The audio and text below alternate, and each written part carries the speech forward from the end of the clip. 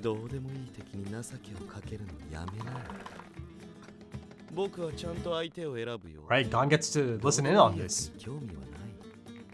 今殺しちゃもったいない人だけ生かす。 So he understands this aspect of it. Defeating Disgrace. Ooh. クラピカとレオリオを狙うヒソカ、そのヒソカのプレートを狙うゴン。静寂の中で何かが動き出そうとしていた。Oh, nice. It's about to give me a nice focus pull. I can see the green in the back there. Nice.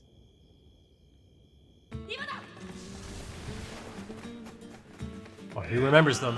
Of course he does.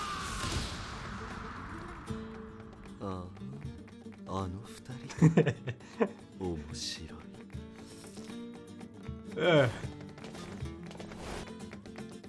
Oh, he's being watched.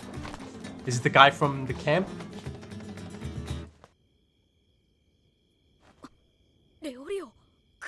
Oh, okay, so he didn't know in the last episode. I just kind of assumed he also figured out that, or he saw them.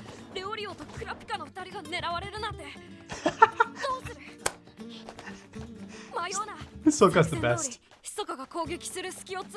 Oh.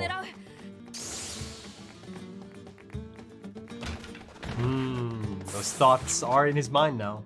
Interesting though that he felt that, okay, he has to stick to the plan.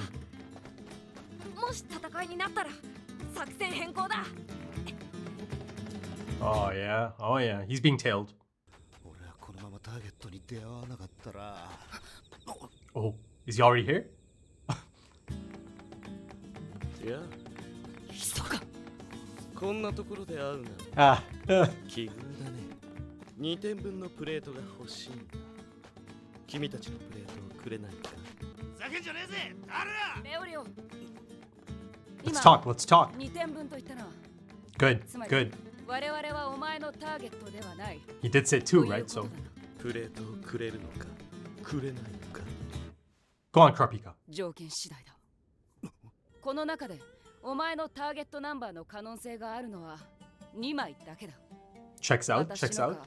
1点にしかならないプレート。 Oh, ターゲット yes. が重なることはないから16番と403番は確かに。 Ooh. Hold strong, hold strong. その2つは僕のターゲットじゃないね。我々にとっては1点にしかならないプレート。それだけでいいなら譲ろう。だが私のプレートは渡せない。もちろん他の2枚もやれない。 Oh. もし力ずくでと言うならば今度は相手になろう。 He'll respect that. He'll respect that for sure. All of it, not just this aspect. I mean, they don't stand a chance, of course, but still. Respectable, right?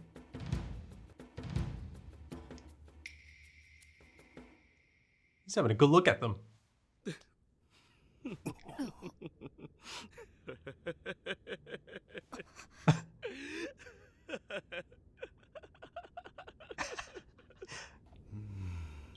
Oh. いいだろう。 Ah, love that. 交渉成立。残りの1枚だけでいい。 Okay, so ここに let's not get any closer, yeah. しばらくここから動かないから。 Oh, does he know that Gon's around the corner as well?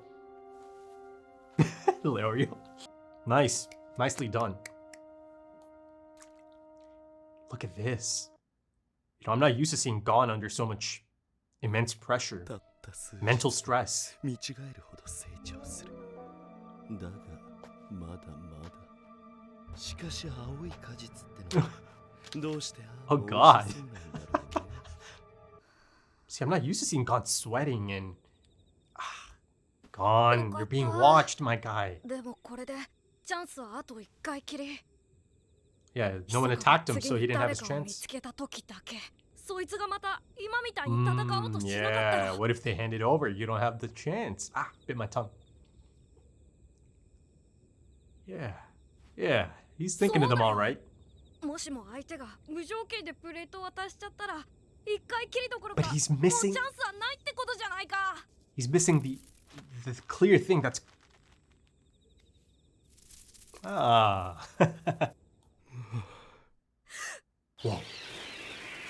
Oh, I love that hyper detail. Whoa, whoa, whoa. Oh, yes. That's gorgeous.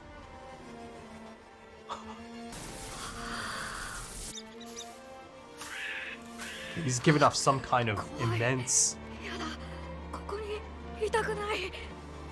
Whoa. Bloodlust. やだな。あの二人のせいで浴場してきちゃったよ。Oh god. Oh. 沈めなきゃ。Oh, that is stunning. This is beautiful stuff, folks. Whoa. All night? Couple of hours at least, if it was deep into the night. And gone. He did say he is going to be standing there for a bit of time. Oh. This is a beautiful looking anime, it is. These backgrounds, though. よし、行くか。Man, it's like a zombie. さっきは収まったけど、競争は普段と比べ Look at 物 those にならない。 eyes. 今度誰かを見つけたら、たとえ相手が無抵抗でも攻撃するに違い To ない。 satiate it. Look at him go. Look at him go. Yes.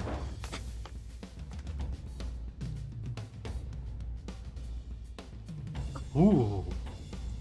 Love the score. あそこだ。 Okay, okay. 急がなくちゃ。 Ah. Yeah, the butterfly motif is certainly on display here.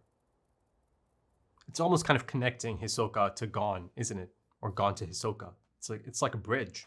Ooh. Nice. I like how they represent this. Him trying to sense them? Sense their presence? ひそかは完璧に気配を消している。 I mean, as expected of someone like him. Love the use of color. ダメだ。これじゃ気づかれる。 Oh, yeah. Calm down, my guy. Calm yourself. Look at this. He's dripping. 気配を断つんだ。 Is this something he... I don't think he knows how to do that yet, right? Am I seeing it happen for the first time? Love that. Almost kind of like the heartbeat. Yeah, now that beating is gone. Oh, God. 来た。 Okay. Oh my god. It's like a fiend. Oh. Oh my god, he's terrifying.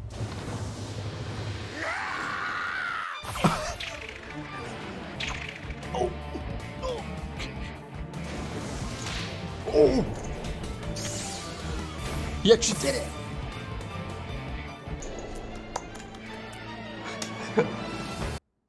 He'll like that. He'll be proud.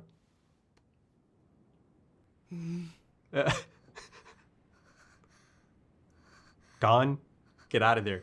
But also remember, he's being tracked. The person tracking him might do the same thing to him. Right? やった。ひそかから。 He actually did it. Oh. Is it laced? Oh, look at this.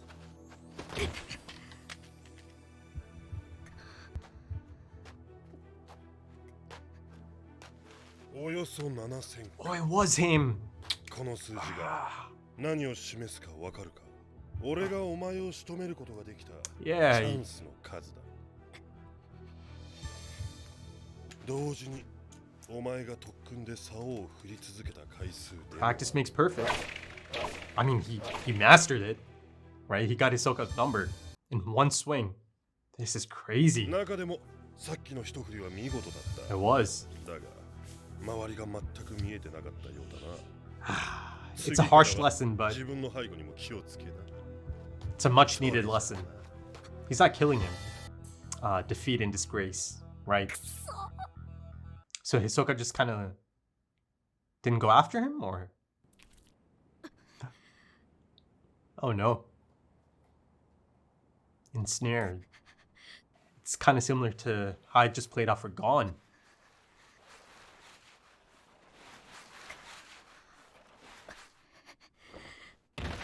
Oh, oh, that's gotta be Hisoka. 驚いたよ。ずっと気配を立ってチャンスを伺っていたのか。 Pin the new number on his 気配の chest? 消し方は自己流かい。 Hmm. 素晴らしいよ。野生の獣並みだ。 Huh. タイミングも完璧だった。 It 僕が was. 攻撃する際の殺気。その殺気に自分の殺気を Whoa. 紛れ込ま Gon's せ own bloodlust. 見事だった。 And this is the authority on bloodlust. 通常なら回復に10日くらい I mean, Gon's not a normal person. 残り3日。君ならまあ動 Left ける on よ the うになる badges. だろう。褒めに来ただけ。彼が僕のターゲットだった。 Ah, perfect. それはもういらない。俺もいらない。 ah, そういうね。 interesting. それは I don't need your 貸しだ。 help. いつか返してくれればいい。それじゃあね。 Does Gon want to be in that position? Oh, he stood up. Let's go, Gon. 狩りなんか真っ平だ。 He's too prideful. Interesting. ことは Ooh, 今の君は僕に生かされている。 he is. 君がもっと倒しがいのある使い手に育つ。 From Gon's perspective.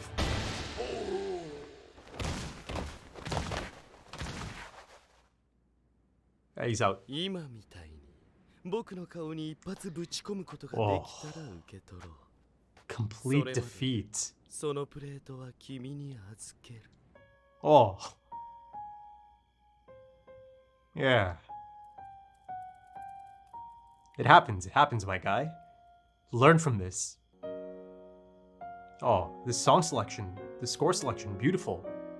密かの一撃に沈み、その圧倒的な強さの前に手も足も出せなかったゴン。 Yeah, 闇の中で一人 lots to 何 think を about. 思う。 Okay, episode 16. Yeah, that's definitely one of the strongest episodes of the series so far. It really is. It's a complete package, isn't it? I mean, it really is quite the character-focused episode, right? And it certainly focuses on one of the most intriguing and exciting dynamics of this story already, right? Gon and I almost said Killua. Sorry, I meant to say Gon and Hisoka. Really enjoying this aspect of it. That these two are going to be coming across each other many more times, right? At different phases of this story, at different phases of Gon's growth. Because ultimately, I do think Hisoka does serve as a fantastic foil to Gon's character. I mean, it's clear to see at this point that Hisoka is going to be serving a lot of purpose in Gon's character arc, his character progression, right? And even beyond Gon, he certainly has his eyes set on Leorio and Kurapika as well. I mean, it kind of gets quite the interesting reaction out of him in this episode. The primal urges of Hisoka, the bloodlust. My goodness, this character is fantastic. I mean, this is truly a captivating character. I mean, I really feel that this character, Hisoka, is worthy of that description. Captivating, enthralling. It's a type of character that really kind of arouses intense curiosity, right? It really grabs your attention. Actually, maybe I should just speak for myself, but yeah, anytime Hisoka is on screen, I immediately just dial in even more. I just kind of get ready for something intriguing, something fascinating to happen, for him to do something really quite fascinating, right? And he does not disappoint. He does not disappoint in this episode. And then, of course, the character design itself, the voice acting, right? The screen presence. That voice is so commanding. So commanding. I'm sure for, different people for different reasons. And of course, I'll come back to that. But let me kind of focus on the episode as a whole, right? And it being one of the strongest of the series so far. I just loved everything about this. And from the production side of things, it's just really impressive, really quite impressive. Beautiful backgrounds, really noticeable in this episode as well. Especially given the setting, the location of this exam, right? This island. It really kind of does give you a lot of possibilities, right? You'll see dawn, you'll see dusk, you'll see the beauty of nature, the horrors of nature as well. But yeah, it's just beautiful stuff. great animation and even better art direction. And, there's those incredible moments. I think I even mentioned this in the last episode, in the discussion for the last episode, that I get these rare moments. But this episode, oh my God, it's an absolute treat, isn't it? And I'm speaking of that, dramatic shift in art style. And in this case, it's like this really hyper detailed sketch texture, isn't it? And, for the most part, actually it is. It is actually used for Hisoka almost exclusively. And, maybe there's one or two moments for Gon as he takes that knockout punch. Oh my goodness. I mean, listen, for Gon, it's perhaps a bit of a lesson, right? Perhaps a much needed reality check as well. This is something he needed. Of course, I feel sad for my dude. I feel bad for him, sulking inside of that tree at the end there, right? He's gone through it. He's really gone through it, right? And at the moment, he's not feeling the greatest about himself, right? There's a lot of self-pity, perhaps a lot of disappointment. He's frustrated. And even that in itself, him kind of having this moment of reflection, I think even that is quite beneficial for Gon in that moment.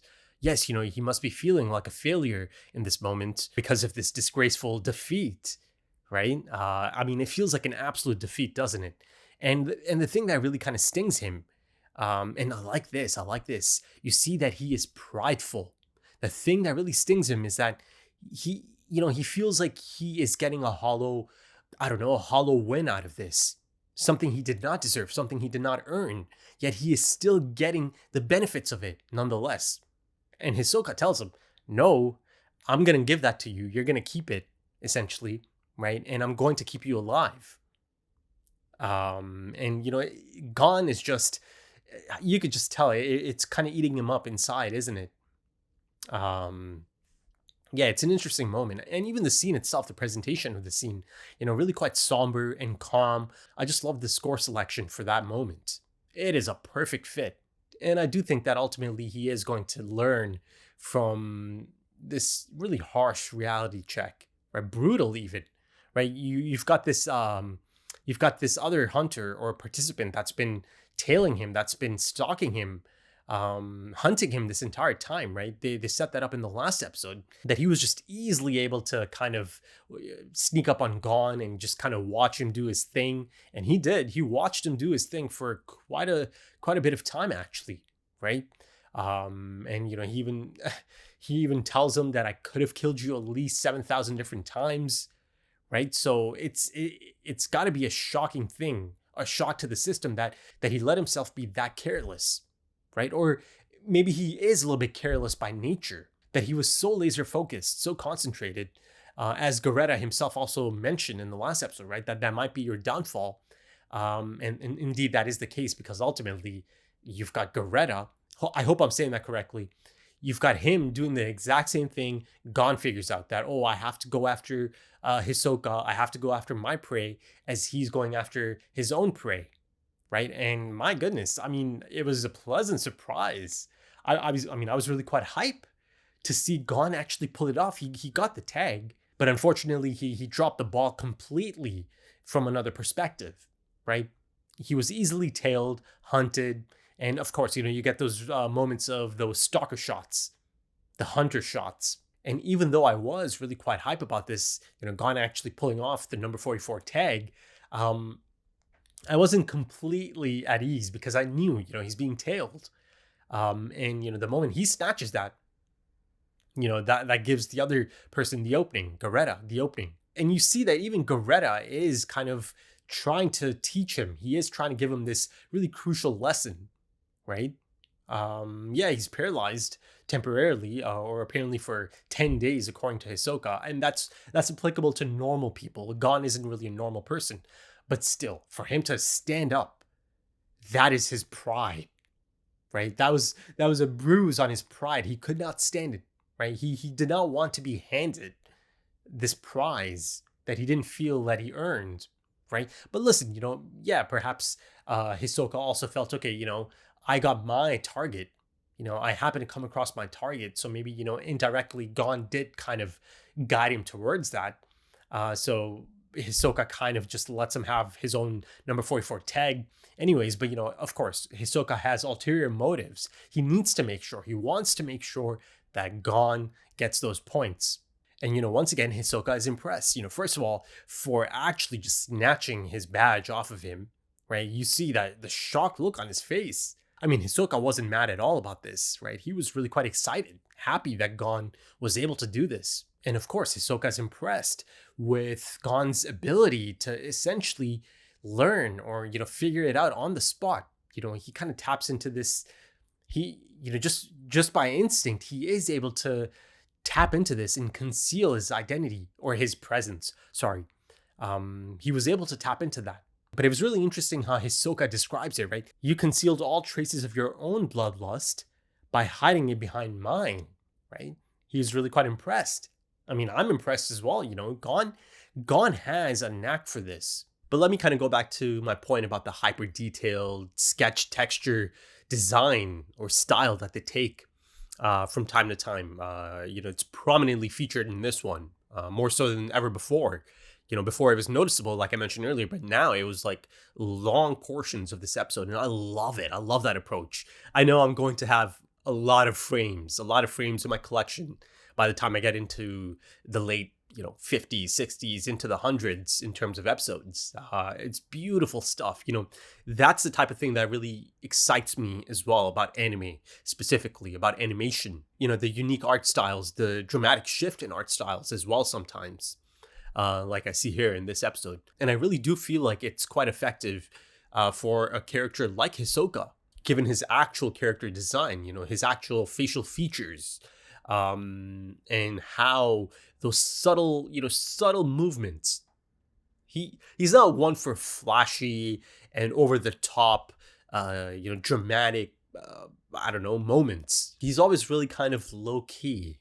He's always just kind of calm and composed, right? He is someone that has a lot of control. He believes he has a lot of control. And, he likes to keep it that way. But that being said, there's moments, especially present in this episode as well, that he feels that he's about to tip over that edge, right? It's interesting. It's really interesting because, some of it I feel like I have a grasp on, and some of it is just really quite bizarre. Really bizarre, but that actually makes him even more fascinating in my books, at least. But as I am on the topic of visual fidelity, and before I go any further, I do have the Blu-rays. Like I said before a few times, I do love physical media, and if it's something I enjoy and if it's something I'm committed to in the long term, yeah, I do go out and grab the actual Blu-ray. And of course, sometimes there's some tricky situations. Sometimes it's an older anime. Something like Monster that, sometimes you do need to acquire it through other means. But that being said, I do want to say that I also do have the physical copies of Monster. I believe these are the Australian releases. But, it doesn't matter. Region codes don't matter. You can bypass that quite easily. But the issue was that, my own, copy of it, I suppose a rip of it, it just wasn't the greatest. I don't know. It was really quite blurry. And the subs are just kind of really blocky and yellowish. I don't mind the yellow tone. It's just that they really had this really blocky and bit of an eyesore of a subtitle format. So yeah, I had to go acquire another copy of it. See, now I'm not sure if this is the North American release of the Blu-ray that might suffer from this, but I've noticed that it's kind of blurry, not blurry, but it's really soft on the edges. Really, I don't know. It doesn't always feel like this is, high quality 1080p. A lot of times the whole image just feels kind of soft. So yeah, if any of you do know about the different releases and, if indeed this is maybe just specific to the North American Blu-ray release, please do let me know. Of course, it's still watchable, but let's get back to the episode itself and Hisoka specifically. I mean, his mannerisms, his code, his approach, right? His cadence, like I mentioned a little bit earlier, that he's always just so put together. He's always just so sure of every single situation, right? I mean, yes, I do get a moment a little bit later on, in the bloodlust moment, and, him going after that guy, the older applicant. My God, I don't know, I mentioned primal urges. He turns into this fiend that simply has to feed, that needs to satiate that thirst the thirst for a kill, for battle. I mean, the term they keep using is bloodlust. He is legitimately terrifying in those moments. And some of the sounds that are coming out of him. It's doing a great job. It's a fantastic back and forth, quick cuts as Hisoka gets closer and closer to the camera itself. But the last moment before he engages, he lets out that scream. And just the way he's drawn in that moment, oh god, it's really unsettling, isn't it? But damn, is it exciting. So exciting to see this character on screen. But going back to his mannerisms and his approach specifically, if you really kind of look at it, he is a groomer, isn't he? Right? Because he does take an interest in the young ones, or the ones that are really quite inexperienced, but also at the same time flowing with tremendous potential, right? He knows how to pick them out, right? He has a knack for that. And like he said in the last episode to his friend, that he does have standards. He has no time for people that do not serve a purpose. But these youngsters or these young applicants, they do serve a purpose, right? The thrill of actually holding himself back and kind of letting these unripe fruits ripen up. My goodness, the terminology there. It is something so exciting to Hisoka, right? I mean, listen, at this point, it's not really subtle that it is kind of almost sexual even for him. I think I alluded to this back in episode 5, that he appeared to even be aroused. And of course, the actual voice acting plays a part in that as well. The moans and these really, really interesting reactions. But yeah, he seeks out that tremendous potential, right? And then he follows their journey until they do become ripe and fulfill their potential and become perfectly suited for his own desires, for those desires, right? Of actually facing them once they are worthy of killing, worthy of actual battle, right? And now, of course, in his mind, it's more so about killing them, more so about taking them down. It's not about, it's going to be competitive. At least I don't think so. I mean, maybe that is a part as well. He is all about the thrill of the battle, the thrill of the hunt, and just the thrill itself, right? Even Gon kind of slips into that, doesn't he? He is a bit of a thrill junkie. Again, episode 5 is really quite crucial so far out of the 16 I've seen, right? And this is yet another one that can be added to that list because, there I get to see Hisoka, in great detail, presented in great detail for the first time, some of his own, mannerisms and his belief system. And then, you see Gon for the first time experiencing that near-death experience. And, kind of beginning to learn a few new things about himself. And now, that kind of transfers into this episode. As this rivalry kind of renews. And then of course, a few episodes ago at this point on the airship, there's that moment as the examiners are discussing some of the potential applicants, some of the favorites of this year. And I believe Satot is talking about Hisoka, right? And it kind of shows us that moment of him building a house of cards. And I felt like that was indicative of his targets, of the people he kind of has his eyes set on, right? To build them up, to let them kind of reach their potential, and then to snatch it, to break them, to take them out. And I believe I kind of alluded to this a few minutes ago, but it appears that he does enjoy the idea of refraining from that urge to actually kill these people, to go after these people, right? A clear case of this is Kurapika and Leorio. Right, because right after they leave, after that really impressive outing for Kurapika specifically as well, but Leorio stood his ground as well. They both showed that they are ready to fight, and I'm sure Hisoka appreciates that as well. And that moment he kind of starts to laugh. I mean, even the laugh itself felt so authentic. It's a really unique laugh. You could just almost kind of visualize the voice actor in the booth, putting that performance in. Maybe he's laughing at the idea that, these two pups, I suppose, in terms of experience, think that they can actually go toe to toe. Or maybe it's the notion of, Kurapika dictating the terms, or making sure to dictate the terms and letting Hisoka know, no, you are not going to dictate the terms here. This is our offer. You take it, or there's going to be a fight. And, both of us are ready to back that claim. Maybe he found that amusing as well, that he's not the one dictating the terms here.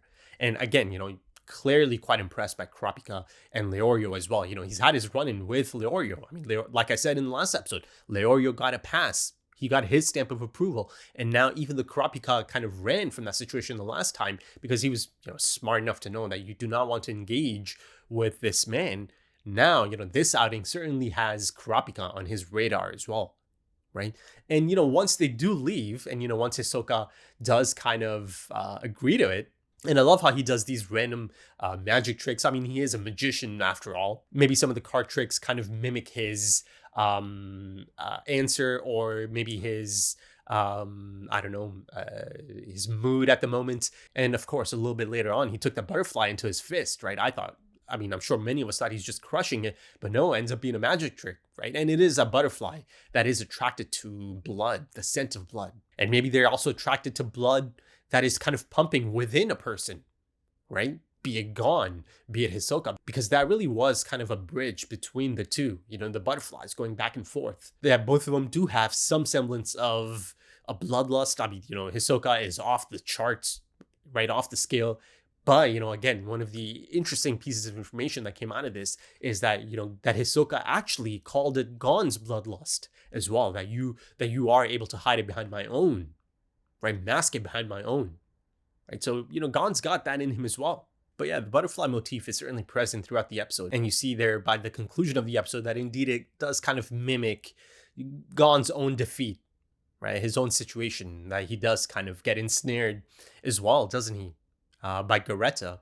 But let me kind of go back to Kurapika in that moment, right? Him successfully negotiating the terms, right? And understanding that sometimes, you do have to make a sacrifice. And both of them, I mean, Leorio wasn't in on it immediately, but, he kind of goes with the flow.